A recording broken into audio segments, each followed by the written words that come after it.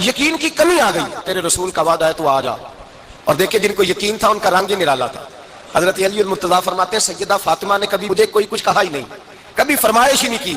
ایک دن بیمار ہو گئی تو کہنے لگی، میں قریب بیٹھا تو میں نے کہا فاطمہ زندگی میں تو نے کبھی کچھ نہیں مانگا، اور عزت والے باپ کی عزت والی بیٹی، میرا دل کرتا ہے کوئی فرمائش تو کر دو۔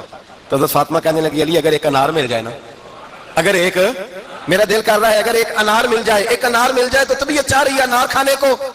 مولا علی شیر خدا فرماتے میں گیا ایک انار خریدا بازار سے، 1 دینار تھا میری جیب میں، انار خرید کے جب واپس پلٹا نا تو کہتے ایک بوڑھا شخص، ہونٹوں پہ کمزوری، آپ فرماتے ہیں میرے باپ دادا کی عمر کا، لڑکھڑاتے اس کے ہاتھ اور کہنے لگا علی میں بھوکا ہوں کئی دنوں کا۔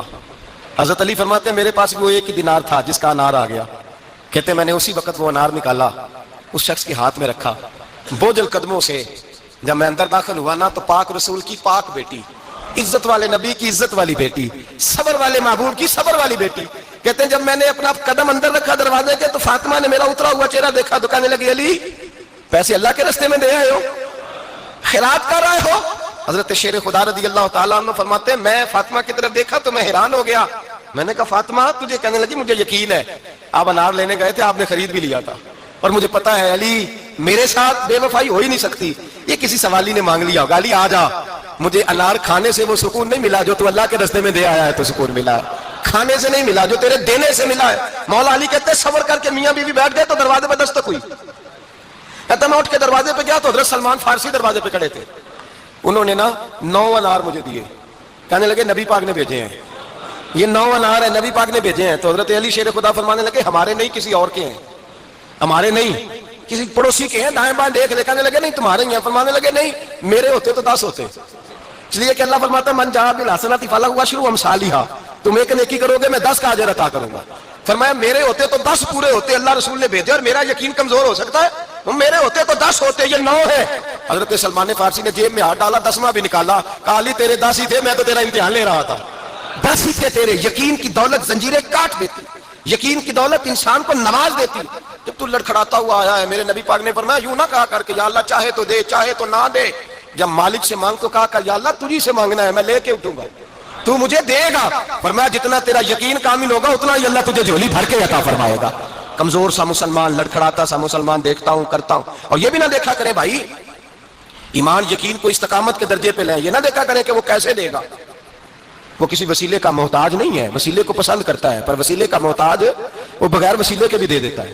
ہر آدمی ماں باپ کے ذریعے پیدا ہوتا ہے، اگر پیدا کرنا چاہے تو جناب عیسیٰ کو بغیر باپ کے پیدا کر دیتا ہے، اگر پیدا کرنا چاہے تو حضرت آدم کو بغیر ماں اور باپ کے پیدا کر دیتا ہے۔ جب یقین رکھے، یقین، قرآن مجید پڑھیے، حضرت موسیٰ علیہ السلام فرعون کے دربار میں کھڑے ہیں، چاروں جانب دشمن ہی دشمن ہے، جادوگر آ گئے، انہوں نے سانپ چھوڑے، حضرت موسیٰ کے ہاتھ میں ڈنڈا تھا، حضرت موسیٰ کہتے ہیں یا اللہ کیا کروں، تو اللہ تعالیٰ نے فرمایا اپنا عصا پھینک دو، کہنا چاہیے تھا نا کہ یا اللہ ایک ہی تو شے ہے، اتنے سانپ ہے، بچانے کے لیے ڈنڈا ہے وہ پھینک دوں، ڈنڈا پھینکا جاتا ہے، سانپ کو دیکھ کر کے قابو کیا جاتا ہے، یہ میرا اور آپ کا ذوق ہے نا، لیکن انبیاء کرام کا انداز ملاحظہ کیجئے میرے عزیزو، اللہ فرماتے ہیں ڈنڈا، اے موسیٰ ڈال دے اپنا عصا، پہلے نہیں فرمایا کہ سانپ بن جائے گا، فرمایا بس تو ڈال دے۔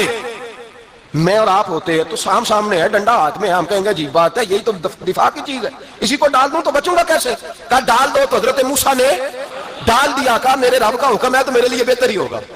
اللہ فرماتے ہیں جب موسیٰ نے ڈالا تو میں نے اس ڈنڈے کو، اس عصا کو اژدہا بنا دیا۔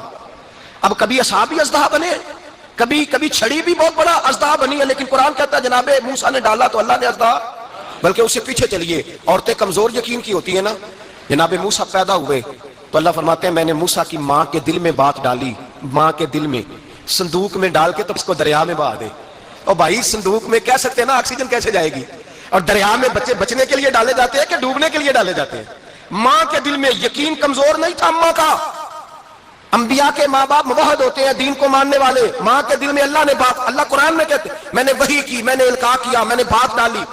حضرت موسیٰ کی ماں کہتی ہے میں نے ڈال کے نا سمندر میں بیٹا، میں نے سمندر میں بیٹا ڈال کے صندوق میں بند کر کے رب کے حوالے کیا۔ آپ فرماتے ہیں میرے مالک کا بھروسہ کیا تو پھر میرے مالک کا کام دیکھو، کمال دیکھو، میں نے دریا میں ڈالا، اللہ نے فرعون کے گھر میں میرے بیٹے کی پرورش کرا دی۔ یہ یقین کی حضرت موسیٰ کے پاس قوم آئی، قرآن پڑھیے، کہا جناب پانی چاہیے، وَإِذِ اسْتَسْقَىٰ مُوسَىٰ لِقَوْمِهِ، موسیٰ نے اپنی قوم کے لیے پانی مانگا، ہم نے کہا فانفجرت منہ اثنتا عشرۃ عینا، اپنا ڈنڈا پتھر پہ مارو. عقل والا آدمی ہوتا تو اڑ جاتا، کہتا یا اللہ پتھروں سے بھی کبھی پانی نکلا ہے؟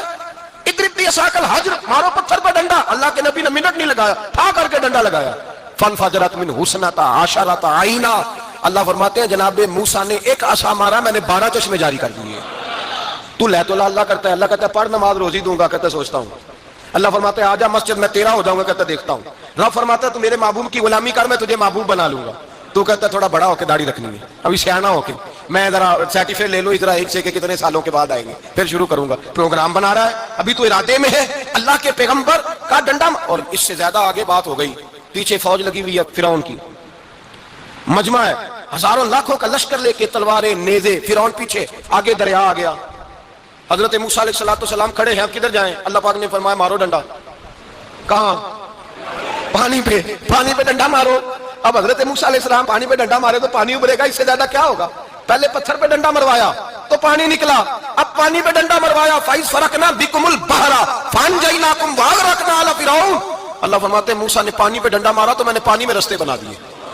ایک جگہ ڈنڈا مارا تو پانی نکل آیا، دوسری جگہ عصا مارا تو پانی خشک ہو گیا. 12 چشمے بن گئے، 12 رستے بن گئے دریا میں سے. حضرت موسیٰ علیہ السلام گزر گئے اور اللہ فرماتے ہیں فرعون بھی آیا تو اسے میں نے غرق کر دیا، اور وہ کھڑا دیکھتا ہی رہ گیا کہ بنا کیا ہے. یہ تو بات ہے حضرت موسیٰ کی، میرے مصطفیٰ کے غلام. حضرت سعد بن ابی وقاص قادسیہ کی جنگ کے لیے نکلے، رستے میں دریائے نیل آ گیا. حضرت سیدنا سعد بن ابی وقاص اب کہاں سفر طے کر کے آئے، کہتے ہیں پتہ ہی نہیں تھا کہ دریا آ جائے گا. اب دور دور تک پل کوئی نہیں. صحابہ کہتے ہیں دشمن للکار رہا، حضرت سعد بن ابی وقاص دریا کنارے کھڑے ہوئے، ایمان، یقین اور استقامت، ڈٹ گئے. کہنے لگے او دریا، اگر تو حضرت موسیٰ کی نافرمان قوم کو رستہ دے سکتا ہے، محمد عربی کے وفادار نوکر ہیں، ہم تو رسول اللہ کے ماننے والے ہیں. دشت تو دشت ہے، دریا بھی نہ چھوڑے ہم نے، بحر ظلمات میں دوڑا دیے گھوڑے ہم نے، فرمایا چھوڑ رستہ. صحابہ کہتے ہیں اس وقت ہم نے نعرے لگائے جب دریا نے رستہ چھوڑ دیا. کہتے ہیں پھر اللہ رسول پر ہم ذکر کرنے لگے، درود پڑھنے لگے، دریا سے رستے بن گئے. فرماتے ہیں 10,000 کا لشکر گزر گیا. اس پار جب گیا نا تو حضرت سعد بن ابی وقاص نے پھر مجمع پہ نظر ڈالی، فرمایا کسی کی کچھ ہے تو نہیں رہ گئی پانی میں، کوئی دریا میں چیز تو نہیں رہ گئی. ایک صحابی کہنے لگے میرا مٹی کا پیالہ رہ گیا ہے. یار ذرا دیکھیے انداز دیکھیے، مٹی کا پیالہ، یار چھوڑ پڑا، مٹی کا پیالہ کیا ہوتا ہے؟ اب تو مٹی کے پیالے کی بات کرے گا، چھوڑ دے، کیا کرتا ہے؟ اس نے کہا پیالہ میرا رہ گیا ہے.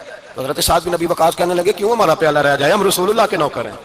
ایمان، یقین اور استقامت کی دولت. پھر دریا کی طرف دیکھا، کہنے لگے چل یار ہمارا پیالہ بھی واپس کر دے. صحابہ کہتے ہیں دریا کی لہر آئی اور پیالہ بھی واپس کر دے. اور میرے بھائی جب ایمان کی دولت، یقین کی دولت، اعتماد کی دولت، جو بابا کہتا ہے نا کہ معاذ اللہ تعالیٰ الو کا خون لے آؤ اور شیر کی کھلڑی لے آؤ، میں کالا پیلا نیلا جادو کروں گا، اس پر لوگ دوڑ کے جاتے ہیں، 50-60 ہزار روپیہ بھی دے آتے ہیں دوڑ کے. اور اگر کہا جائے کہ مسجد آؤ 4 رکعت نماز پڑھو، حاضری دو مسجد کی، تو کہتے ہیں معرفت والے ہیں، معرفت والے نماز ہی نہیں پڑھتے. وہ کون سی معرفت ہے؟ یہاں اللہ کی بارگاہ میں جھکنے کا، چونکہ یہ لیٹ ہے نا، یہ پتہ نہیں جنت میں جا کے ملے گا، کب ملے گا، معاذ اللہ. لوگ دنیا داری کے معاملے میں پس جاتے ہیں. حکمران نے وعدہ کر دیا ہے سڑکیں پکی ہو جائیں گی، خوشحالی ہو جائے گی، موجیں لگ جائیں گی، لوگ لائنوں میں کھڑے ہیں ووٹ دینے کے لیے. اور تیرے رب نے کہا ہے تو مجھ سے ڈر جا، میں تیری دنیا بھی اچھی کر دوں گا، آخرت بھی اچھی کر دوں گا، تو ادھر آ میری بارگاہ میں جھک. لوگ اعتماد اور یقین کو اوہام پرستی کا شکار ہیں، ہم لوگ وہم کا شکار ہیں، ہم لوگ بدشگونی ایسے ہو جائے گا ویسے ہو جائے گا، ہم ان چیزوں کا شکار. بھائی اعتماد کی دولت پیدا کریں، یقین اپنے اندر پیدا کریں، ایمان پیدا کریں، ڈٹ جائیں رب رسول کا نام لے کر. حضرت عمر کا زمانہ تھا، مصر فتح ہو گیا، حضرت عمر بن عاص گورنر بنے. رواج یہ تھا مصر کے اندر کہ ایک دریا چلتا تھا، دریائے نیل، اور سارے مصر کا انحصار اسی دریا پہ تھا. فصلوں کو پانی بھی لگتا اسی سے، جانور بھی اسی سے پانی پیتے، کھیتیاں بھی اسی سے سیراب ہوتی. سال کے بعد وہ دریا خشک ہو جاتا تھا، سال کے بعد وہ دریا خشک ہوتا، اور جب خشک ہوتا نا تو ایک کواری لڑکی قتل کر کے دریا میں ڈالتے، پھر وہ دریا چلتا. آج بھی بہت ساری جگہوں پہ اوہام پرستی ہے، کہتے ہیں ہمارے آستانے کا طریقہ ہے. میں نے کہا آستانے کا اس آستانے کا طریقہ ہوتا ہے جس آستانے کا تعلق در مصطفیٰ سے ہوتا ہے. باقی کسی آستانے کا اپنا کوئی ذاتی طریقہ نہیں. طریقہ وہ جو میرے نبی پاک کا طریقہ ہے، اس سے ہٹ کر کون سا طریقہ ہے؟ ہمارے آستانے کا طریقہ ہے، ہماری یہ رسم ہے، ہمارا یہ رواج ہے. اٹھا کے بھاگ جاؤ رسم و رواج. ہمارے رسم و رواج رسول اللہ کی سنت کے پابند ہے. سارے بولیے صلی اللہ ہو. پھر ایک دفعہ پڑھیے درود شریف صلی اللہ ہو. 3 دفعہ کر لیں تاکہ طاقت ادا ہو جائے. صلی اللہ ہو. نبی پاک صلی اللہ علیہ وسلم کا طریقہ اصل طریقہ ہے. حضرت عمر فاروق کو جناب عمر بن عاص، اور کہتے ہیں کہ پکا طریقہ یہ تھا کہ جب تک لڑکی قتل کر کے ڈالتے نہیں تھے دریا چلتا نہیں تھا۔ حضرت عمر کو خط لکھا کہ حضور یہ معاملہ ہے، اور لوگ مجھے یہی کہتے ہیں، میں نے لوگوں کو سمجھایا ہے کہ اسلام ظلم کا حکم نہیں دیتا، ظلم کی اجازت نہیں دیتا، کیسے لڑکی قتل کی جائے، اب آپ بتائیں کیا کرنا ہے۔ حضرت عمر ایمان، یقین، استقامت، پہاڑ ہے یہ لوگ۔ حضرت عمر نے 2 خط لکھے، ایک حضرت عمر بن عاص کے نام، دوسرا دریائے نیل کے نام۔ 2 خط لکھے، ایک خط لکھا دریا کے نام، ایک خط لکھا عمر بن عاص گورنر کے نام۔ گورنر کے نام خط لکھا تو فرمایا جتنے یہودی ہیں، عیسائی ہیں، کمزور ایمان والے، سب کو دریائے نیل پہ لے جا، اور میرا یہ دوسرا خط دریا میں ڈال دے اور سب کے سامنے ڈالنا۔ کہتے ہیں یہ خط پڑھنا چاہے تو تجھے اجازت بھی ہے، سنیے اور سر دھنیے اور سوچئے کہ اصل کمزوری کہاں آئی ہے۔ رمضان کے سب سے پہلے جمعے میں سب سے اہم موضوع چھیڑا ہے، کمزوری اور نقص واقعہ کہاں ہوا ہے۔ حضرت سیدنا عمر بن خطاب رضی اللہ تعالیٰ عنہ نے دریا کو مخاطب کر کے لکھا، ہو دریا، اگر تو کہتا ہے نا کہ لڑکی قتل کر کے پھینکی جائے گی تو میں رسول اللہ کا ماننے والا ہوں، میں ظلم نہیں ہونے دوں گا، ہمیں تیرے پانی کی ضرورت ہی کوئی نہیں، تو بے شک پانی نہ دے، اور اگر تو اللہ کے حکم سے بہتا ہے، اگر تو اللہ کے حکم سے بہتا ہے تو پھر اللہ کا بندہ اور مصطفیٰ کا غلام عمر تجھے حکم دیتا ہے کہ فوراً بہنا شروع کر دے، فوراً منٹ نہ لگانا۔ حضرت سیدنا عمر بن عاص فرماتے ہیں لشکروں کے لشکر لے کے میں دریائے نیل پہ پہنچا، اور بھرے مجمع میں جناب عمر کا خط میں نے ڈالا تو دریا نے بہنا شروع کر دیا۔ فرماتے ہیں دریا بہنے لگا اور غیر مسلم کلمہ پڑھنا شروع ہو گئے۔ لوگ مجھے کہنے لگے کیا دکھایا ہے جو کلمہ پڑھ رہے ہیں، تو میں نے کہا دکھایا کچھ بھی نہیں، یہ حضرت عمر کے ایمان کی قوت کی برکت ہے کہ بہت سارے لوگوں نے کلمہ پڑھنا شروع کر دیا۔ یہ ایمان کی قوت، ڈرو مسلمان، سہما ہوا مسلمان، یہ کبھی امریکہ کے پیچھے بھاگتا ہے، کبھی یورپ کے پیچھے بھاگتا ہے، کبھی ادھر جاتا ہے، کبھی ادھر جاتا ہے۔ اپنی دنیا آپ پیدا کر، اگر زندوں میں ہے، سر آدم ہے، ضمیر کن فقہ ہے زندگی۔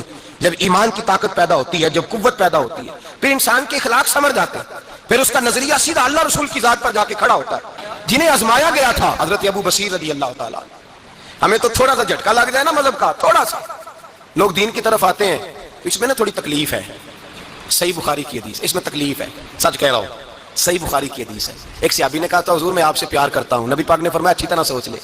میں سوچا نہیں پیار ہے، فرمایا چل پھر سوچ لے۔ حضور بڑا پیار، میں سوچ لے، کہا محبوبہ بڑا پیار ہے، نبی پاک نے فرمایا پھر تیاری کر لے، جس طرح گہری جگہ پہ پانی تیزی سے آتا ہے تیری طرف مشکلات بھی تیزی سے آئیں گی، تیزی سے۔ یہ شہادت گاہ الفت میں قدم رکھنا ہے۔ لوگ آسان سمجھتے ہیں مسلمان ہونا، ذرا اچھی طرح سوچ لے، جو مجھ سے محبت کا دعویٰ کرے گا اسے تکلیف ہے، بولو اسے تکلیف ہے، یہ پکی بات۔ جو محبت میں مخلص ہو وہ دیکھ لے میں آزمائش میں کتنا ہوں۔ تو اگر کوئی کہتا ہے نہیں مذہب میں جائیں گے تو موجیں لگ جائیں گی، تو یہ بات درست نہیں ہے، یہ تو بڑا مشکل کام ہے۔ یہ تو اس سے پوچھو نا جو اس منصب پہ ہے، ایک کٹھن مرحلہ ہے، کٹھن۔ یہ شہادت کا ہے الفت میں قدم رکھنا۔